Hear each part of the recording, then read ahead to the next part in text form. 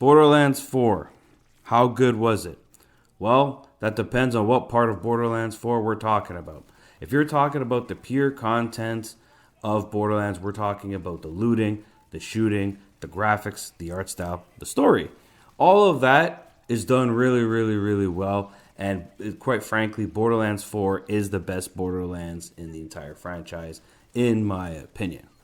However, if we're talking about how the game actually runs and plays, well, that's a whole different animal because that depends on primarily on what hardware you're using and what is your level of tolerance when it comes to horrid, horrid, horrid performance issues.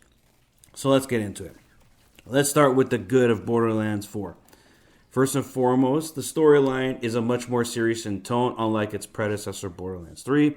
You will choose your Vault Hunter, and as you get started, your basic gist of what you have to do is kill the Timekeeper, who's basically trying to enslave the planet and rule it. That's pretty much it, and it does a good job because the characters themselves are much better in Borderlands 4 than its predecessor, and of course, the tone of the story is far more serious, so it's not as cheesy and corny as its predecessor, and thankfully, Claptrap isn't in your ear 24/7.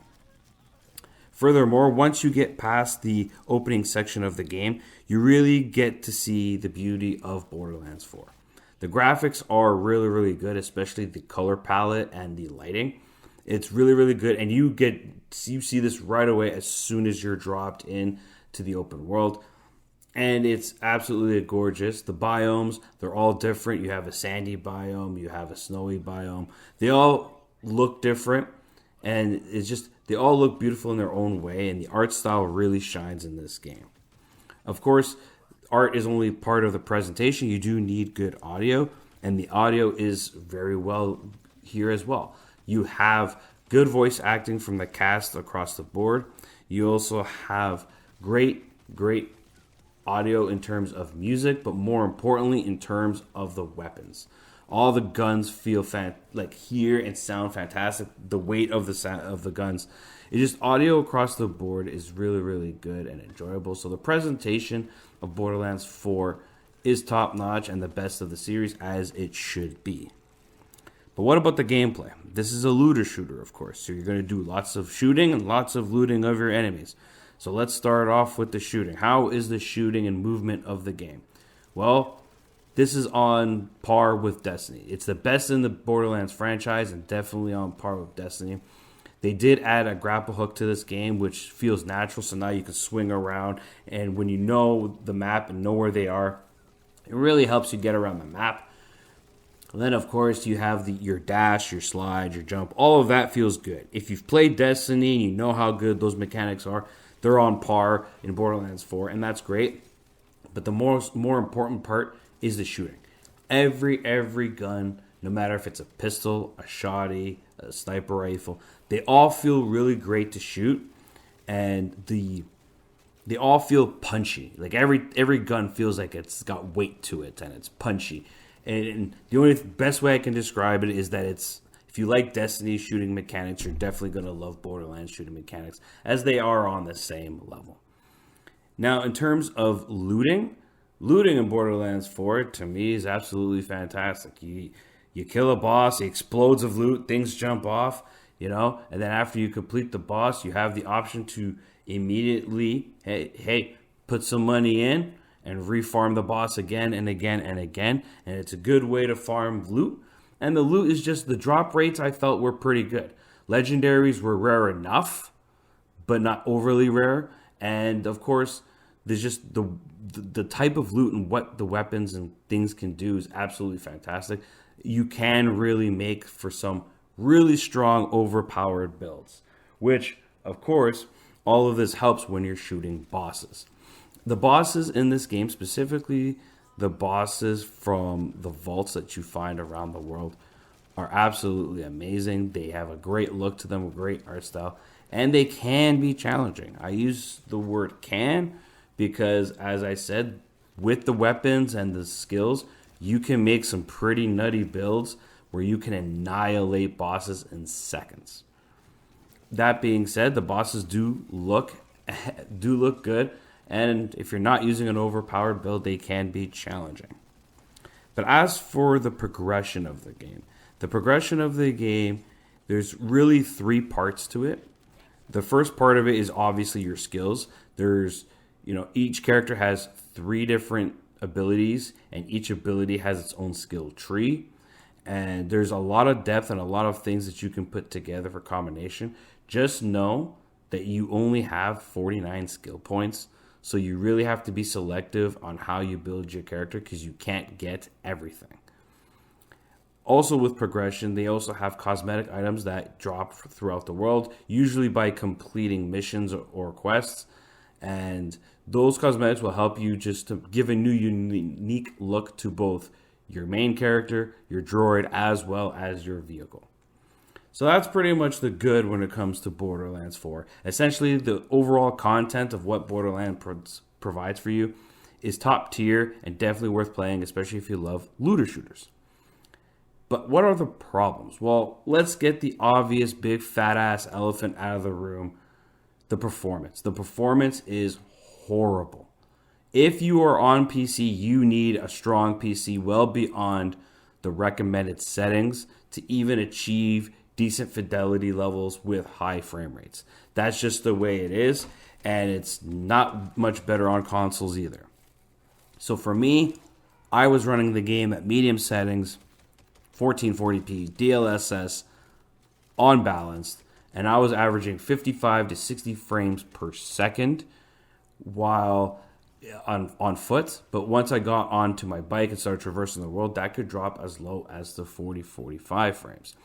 To give an idea of what my rig entails, it is a 10700K with 32 gigs of RAM and a 3080 Ti GPU.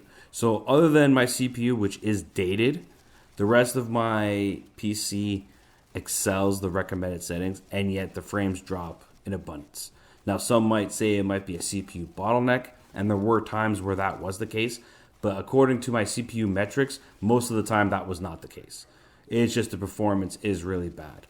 And it's even worse for console players as the game's frame rate gets worse as the longer your play session is, and you're currently the only fix on console for that is to close the game entirely and then reboot it every 60 to 90 minutes or so. It's very, very inconvenient. And overall, the optimization in this game is absolutely terrible. That is the big fat ass elephant problem in the room. Then there's a few other knickknacks that kind of will get to you. One of the ones, and I understand it's a looter shooter, but a lot of people won't like it, is that you can't beeline the campaign. If you try to beeline the campaign, you'll eventually become underleveled and will not be able to progress. So side missions are not necessarily optional. You do have to do them to keep up. The other issue too is when creating another character, while you don't have to do the campaign, and they will start at level 30, your map is completely unopened. Your map is completely hidden. You have no fast travel points, no waypoints, and your storage unit, where it's the section of the menu where it allows you to upgrade your capacity of things such as your backpack space, ammo capacity, etc. That all starts at level 1. So your character is level 30, but all of that's level 1, and you're expected to fight enemies at level 30 when you have a much more lower ammo pool. You don't have great loot because it gives you generic blue loot, and the map is not revealed, so you don't have any of the points of interest, especially fast travel points. It is not a good experience starting a new character. If you are to start a new character, you might as well just go through the campaign because you'll unlock everything along the way. It's not a good system. So that is the second issue, is when it comes to starting a new character. The third and final issue that I had was that the game itself, with regards to your droid, tends to mislead you from time to time. Your droid, like, you'll ping your location and then it won't direct you the right way, or it'll change what it's following without telling you. So that gets a little annoying, forcing you to open your map more often than you should. But those two items are the lesser issues of my experience. The major one is the performance. For me personally, I hate using frame gen, but I ended up using it to achieve 90 to 100 frames per second. The only saving grace was that the input latency was minimal. I only noticed the input latency for the first 10 seconds before I got used to it, and it didn't affect my gameplay afterwards. So overall, Borderlands 4 is a very tough game to recommend. If you have a strong PC, I recommend it. If you don't mind the performance issues or you have a more tolerant approach to comes to performance issues, by all means, Borderlands 4 is a fantastic game.